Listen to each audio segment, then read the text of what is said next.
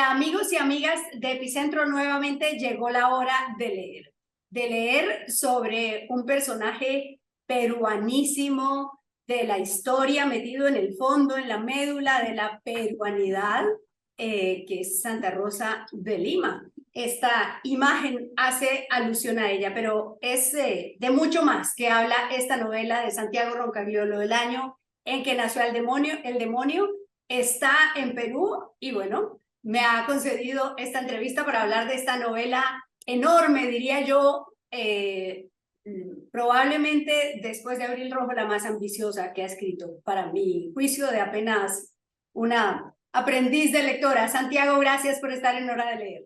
Hola, Clara Elvira, gracias a ti por la invitación, como siempre. Bueno, El año en que nació el demonio es una novela, ¿cierto? O sea, esto no ocurrió, es ficción. Es ficción, pero alimentada de muchas cosas que sí ocurrieron. Sí nació el demonio, sí nació un monstruo con dos cabezas y se atribuyó su nacimiento al demonio a principios del siglo XVII. Sí hubo ese virrey y todo su séquito de 120 personas que ocuparon todos los puestos públicos. Sí había las guerras entre los mineros, en guerras bastante asesinas y bastante sangrientas, y hubo una invasión de piratas. Sí estaba Santa Rosa haciendo milagros, y sí había una inquisición como la del protagonista Alonso Morales. Lo que yo he hecho es juntar a todas esas cosas, trenzar todas esas cosas en una historia que sea un retrato del siglo XVII, pero también de muchas cosas que siguen ocurriendo. El año en que nació el demonio es una carta, es un testimonio, el que da el asistente del inquisidor, Alonso, que les cuenta, desde el principio sabemos que le está contando a un tribunal o a alguien qué fue lo que ocurrió. Y empieza con ese nacimiento del monstruo, dentro de un convento. Entonces, vámonos al convento. En el convento de Santa Clara, lo que ocurre en esta novela es que había ferias y fiestas, había devaneos carnales, había tráfico carnal y había sobre todo una rebeldía enorme y una imposibilidad de controlar a las monjas. Eso es licencia del escritor. O has investigado y sabes que esas cosas ocurrían en los conventos en el virreinato. Me encanta cómo lo dices, devaneos carnales. Es la manera más elegante que escuchaba de decirlo. Yo también la voy a decir así en adelante. Sí, sí. Eh, de hecho, la fuente de este convento es un libro del historiador Luis Martín, que se llama Las hijas de los conquistadores, que estudia la condición de las mujeres en la conquista y el virreinato. Y una de las cosas que más me interesó de ese libro es su relato de que, bueno, para una mujer en el virreinato, el único plan era ser esposa. No había plan B. Eras esposa y te dedicabas a tener hijos, eras un útero con patas, si eras mujer. Y entonces cualquier mujer que tuviese otro plan, cualquier otro plan, ser cantante, ser intelectual, escribir, ser lesbiana, tener una vida sexual activa, cualquier otro plan, te ibas al convento. Había conventos que dependían de los obispos y solían comportarse dentro de las normas, pero había conventos que dependían de la congregación, en este caso las clarisas, en el caso del convento de la novela, y las congregaciones estaban en Roma, o sea que en la práctica no dependían de nadie, eran independientes. Claro, Y muchas veces ocurría la que se vigilancia convertían. estaba allende los mares. Si querías preguntar algo, tenías que escribir la carta, ponerla en un barco, que ese barco dio la vuelta al mundo, cruzase el Atlántico, llegase a Roma, procediese el trámite, que ya era un mundo muy burocrático, y luego volviese. O sea que en la práctica podían estar todos muertos para que hubiese una solución de la congregación.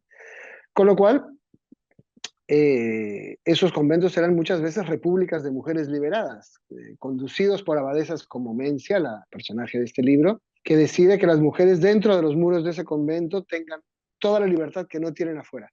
Yo he visto cartas de obispos escribiéndole a sus superiores en Roma, cosas como: ya les he dicho a las monjas que no pueden dormir de dos en dos, y les he comprado colchones y todo, pero no entiendo qué pasa, que se empeñan.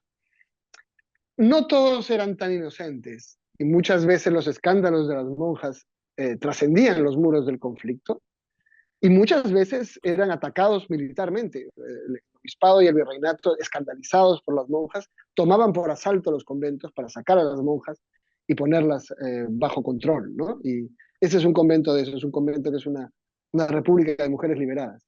Ajá, mujeres liberadas que eran las tapadas, ¿no? Que algunas de esas salían como con la cara tapada para poder hacer también cosas que No, podían hacer, ¿no? ellas no salían, ellas hacían todo lo que querían dentro. Las tapadas eran señoras, bueno, piensa que Lima no solo era la capital del virreinato del Perú, era la capital de la hipocresía mundial. Y entonces las señoras casadas, el hecho de que aceptasen ser esposas no significaba que se conformasen con ser esposas. Entonces Ajá, los balcones, en efecto había mujeres que se tapaban toda la cara y solo dejaban un ojo para irse a buscar hombres y hubo leyes contra estas mujeres. El problema es que ¿cómo las arrestas? Si tú te acercas a una tapada por la calle para arrestarla por su conducta inmoral, simplemente se quita la capa y ya no es una tapada. Era imposible saber quién era y quién no era. claro. Y además había estos balcones, las celosías hermosas de los balcones coloniales del centro de Lima, muy cerradas, no permitían ver quién estaba dentro y precisamente las usaban las mujeres para llamar la atención de sus amantes que estaban afuera, ¿no? O sea, al final las monjas que hacían su vida libre dentro del convento eran mucho más honestas que las mujeres que decidían ser esposas y hacían lo que les daba la gana también, solamente que lo hacían desde sus balcones y desde su posición, ¿no? La Ajá. verdad es que el Perú y las colonias en general de ultramar eran conocidas por sus costumbres disolutas y causa de preocupación en Europa porque esa gente era bastante incontrolable. Creo que lo sigue siendo. Bueno, pero también vino el virrey y también era un poquito disipado el virrey. Este virrey que aparece en la novela Esquilache está inspirado en un retrato que hizo Ricardo Palma de él. Era un virrey culto. El amigo de Lope de Vega escribía poemas él mismo. Era muy poco oscurantista. No le interesaban las quemas de brujas, le parecía una tontería todo esto de la cosa gótica eclesiástica. Así que en ese sentido era mucho más moderno Ujú. y hizo aportes a la cultura y al teatro. Como le gustaba el teatro, hubo más teatro en la, en la capital y hubo más tertulias y cultura. Pero corrupto era, igual que eran casi todos, y era muy corrupto, y de hecho no venía de una familia de alcurnia, había labrado su carrera a braguetazos, y, y entonces es un personaje también real, eh, que tiene que lidiar con una sociedad que le parece muy conservadora y con unas guerras entre élites que le parecen salvajes, pero que al final lo único que le preocupa es ver cómo saquea a él el Estado por su parte y cómo se lo pasa bien y cómo se divierte en estas colonias. Y cuando muere el rey, sale corriendo a España porque sabe que si hay un cambio de rey va a perder su influencia. O sea que dura poco y más o menos esta novela ocurre a lo largo de su reinado, de su virreinado, ¿no? Ujú. En la novela están muy bien planteadas las diferencias sociales y, digamos, las distancias y las fronteras. No podías pasarte de un lugar al otro, no podías mezclarte de un lugar al otro, y eso implica como en casi toda la novela, digamos, una gran investigación. ¿Cómo investigaste todo esto para que si bien no es un ensayo, claramente es una novela, pues sea históricamente fiel a cómo era la vida en 1630 y punta en Lima? Bueno, lo que pasa es que esta novela cobró muchas formas antes de ser esta novela y muchos años, tomó unos 10 años de ir leyendo para una historia que debía ser muy diferente, pero que tenía que tener algunos reflejos de la historia de las brujas. Lo que pasa es que conforme iba escribiendo, perdón, iba leyendo e investigando el origen del concepto de las brujas y este siglo XVII en el que el demonio formaba parte de la vida cotidiana y todo dependía de las órdenes que daba el demonio o Dios directamente.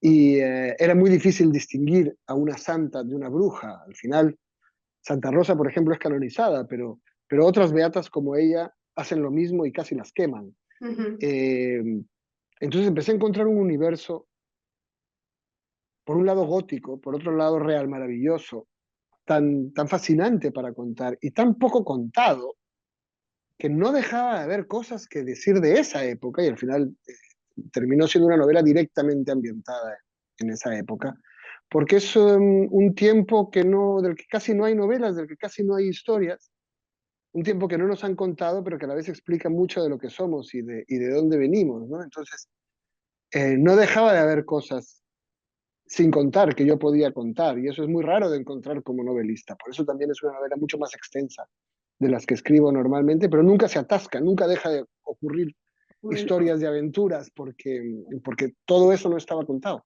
Sí. Bueno, entonces hablemos de Alonso Morales, porque yo, él ha tenido una gran evolución en la novela y todo el tiempo que la estaba leyendo estaba pensando en Félix Chacaltana Saldívar, porque se me parece mucho a ese fiscal de Abril Rojo que era pegado a la norma, que copiaba la norma, cuando arranca en el Santo Oficio y dice, bueno, esto está mal, esto según las leyes de sus señorías, esto no se puede, esto está mal, este tipo de cosas tan de fiscal de pueblo como era Félix Chacaltana. ¿Encuentras alguna similitud con ese otro personaje?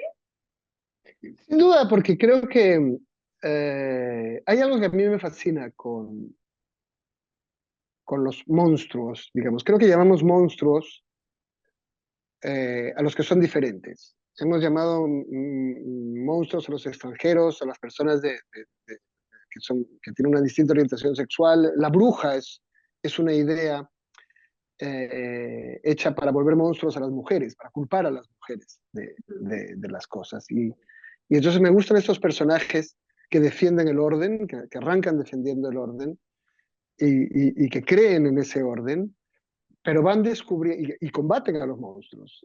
Alonso al principio de la novela es un torturador de la Inquisición. Totalmente. Hace las torturas directamente porque le han explicado que eso es lo que hay que hacer en nombre de Dios. Sí.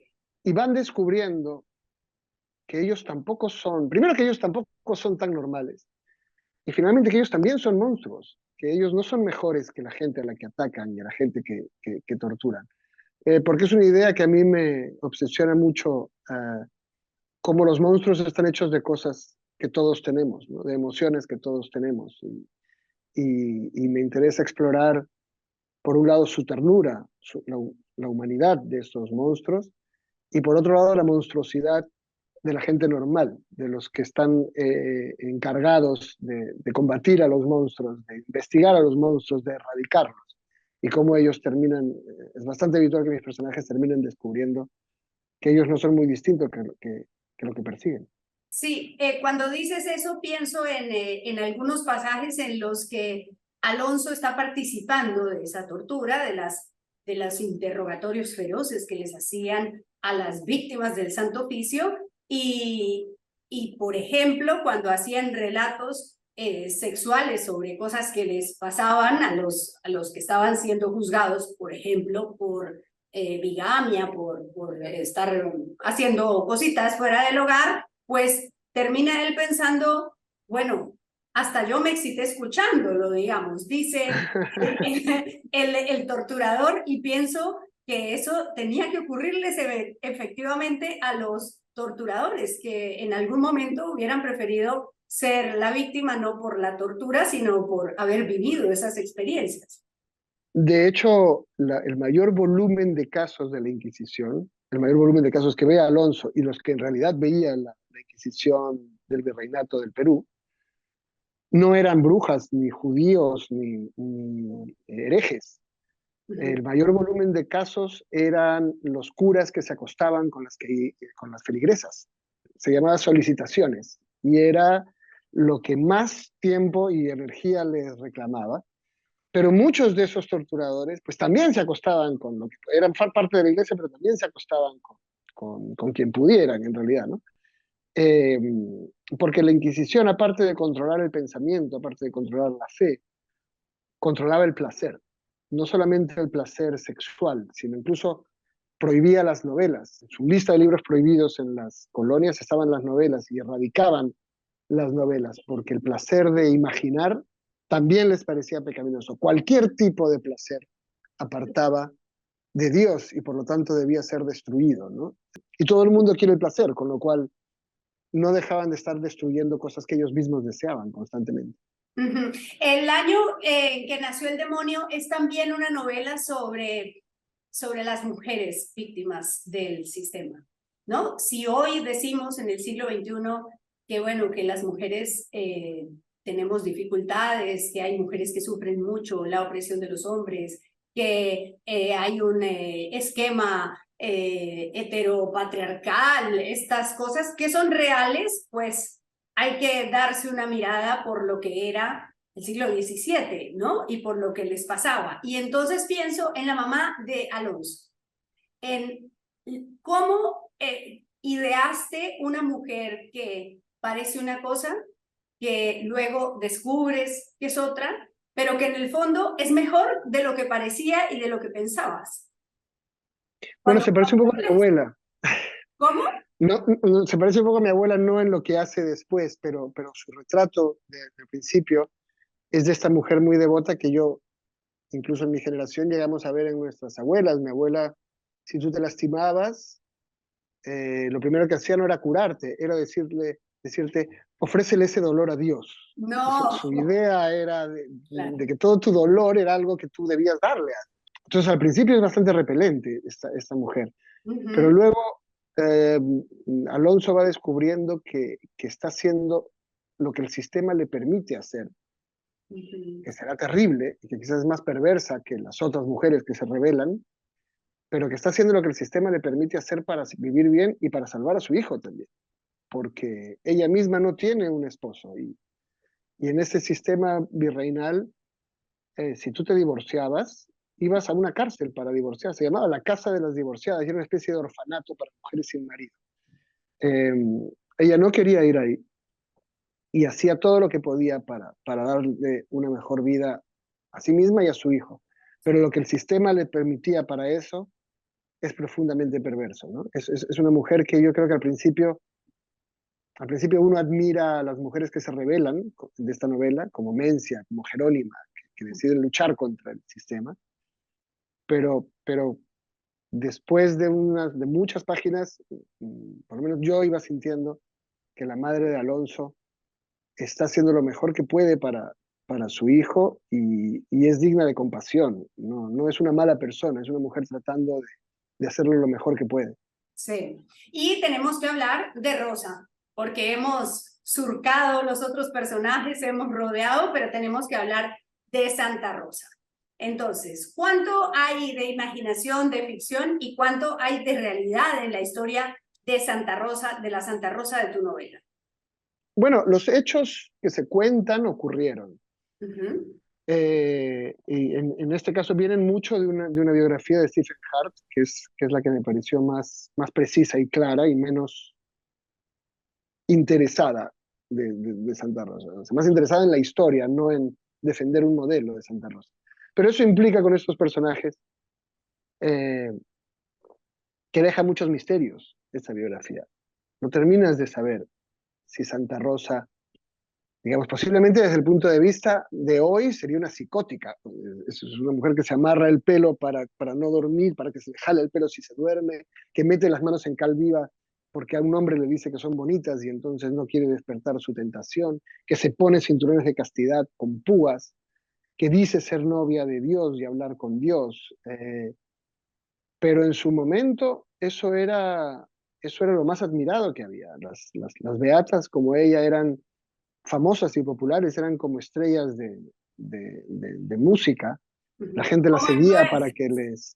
les... Eran, sí, más aún, porque la gente las veneraba y se las acercaba para que les cure enfermedades, para que les consiga el amor, ¿no? Para que les dé eh, eh, eh, favores, para que les haga favores. Eh, y entonces esta mujer tiene este contacto con Dios, pero es muy difícil saber si es con Dios o es con el diablo. Es muy difícil saber si lo que está haciendo son milagros o está haciendo hechizos.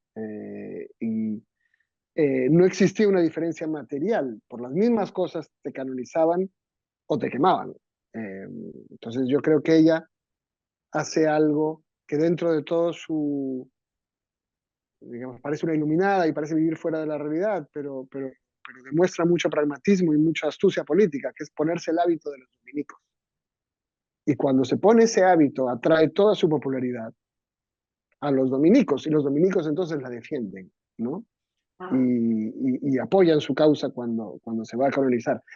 Entonces es un personaje muy ambiguo dentro de la novela, que yo miro a través de los ojos de Alonso, que tampoco termina de entender nunca qué es. Es una santa, es una bruja, es una cínica, es una loca. Él no lo sabe, yo tampoco lo sé. Y digamos, la respuesta depende más de cada uno que de lo que sabemos de ella.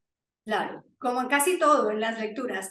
¿Cómo es escribir, Santiago, escribir el lenguaje del siglo XVII? ¿Te costó eso? Bueno, lo que pasa es que en realidad no es tanto el lenguaje, es un poco tramposo. Sí, bueno, En porque hay la un... primera versión que hice, empecé a escribir, sí quería escribir directamente, o sea, sí sentía que él no quería hacer una historia de un señor que piensa como alguien del siglo XXI y actúa como alguien del siglo XXI para estar en un decorado del siglo XVII. Quería una historia de alguien que piense como el siglo XVII, ¿no? Y poner al lector en la posición de sus ideas del siglo XVII. Y entonces usé el lenguaje de los informes reales de las casas, de las causas contra las brujas del siglo XVII, que son accesibles, que están en los archivos, sobre todo en España. Eh, Sobre todo de un caso que es el de Ángela Carranza, que fue una hechicera famosa, condenada por la Inquisición. Lo que pasa es que empecé a escribirlo como si fuese un caso de esos, y era ilegible.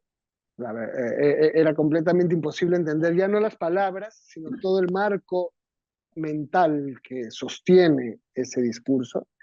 Y luego yo necesitaba que el inquisidor nos cuente su propia historia, cosa que no hacían, como aún no se hacen. En los Claro, informes jurídicos el abogado no cuenta su vida, ¿no? sí. Pero entonces hubo mucho trabajo para llegar a un punto medio entre el verdadero lenguaje del siglo XVII y un lenguaje que ahora se pueda leer con placer, se pueda leer con interés, y sentir que estamos que estamos en el siglo XVII, que nos transportamos a ese siglo y las ideas de alguien de ese siglo. Y para terminar, pues hay mucho de masoquismo también en la novela. Y no, claramente no es un spoiler leer la última línea. Amad el dolor porque solo él os conducirá al lado de nuestro Señor. ¿Esto es de tu abuela también? No, no. Bueno, sí, o sea, más o menos mi abuela pensaba eso, pero eso Podría le permite ser. la época. La idea era que Dios es espíritu y que mientras oramos, mientras rezamos, estamos cerca de Dios, pero que nuestros apetitos carnales nos alejan de Dios, ¿no? Había una fobia al sexo que difunde la idea de que el cuerpo es malo, el cuerpo, los apetitos del cuerpo son los que nos alejan de Dios. Entonces, para demostrarle a Dios que lo quiere, te flagelas, lastimas tu cuerpo, te destruyes. No solamente lo hacía Santa Rosa, lo hacían las monjas, lo hacían los curas. Si tú querías ofrecerle algo a Dios, era un sacrificio, una mortificación habitual. Flagelarte, golpearte para que Dios viese que desprecias tu cuerpo y que lo aprecias más a Él, ¿no? Ese culto del dolor convierte todo este universo en un mundo muy gótico, en un mundo lleno de sufrimiento, lleno de demonios y lleno de brujas, donde no es el demonio el que te tortura, lo haces tú mismo. Mejor no me meto en eso, pero en el siglo XXI yo escuché un candidato que habla de cuando tengo deseo sexual, pues más bien me pongo el silicio. Pero no hablemos de eso. Eh, Seguimos en el siglo XVII en muchas cosas. Dejémonos en el siglo XVII, no nos saltemos. Santiago, felicitaciones. Esta es una novela, como decía en el arranque, me parece que es de lo más ambicioso que has escrito, que está muy bien, que corre bien y sobre todo que nos lleva a un lugar que no conocemos, pero en el que todavía hay claves de lo que vivimos en el siglo XXI. Gracias Así es. por estar Gracias a ti aquí. por la lectura. Y usted recuerde que no lo encuentra el diluvio, sino un libro debajo del brazo. Hasta pronto.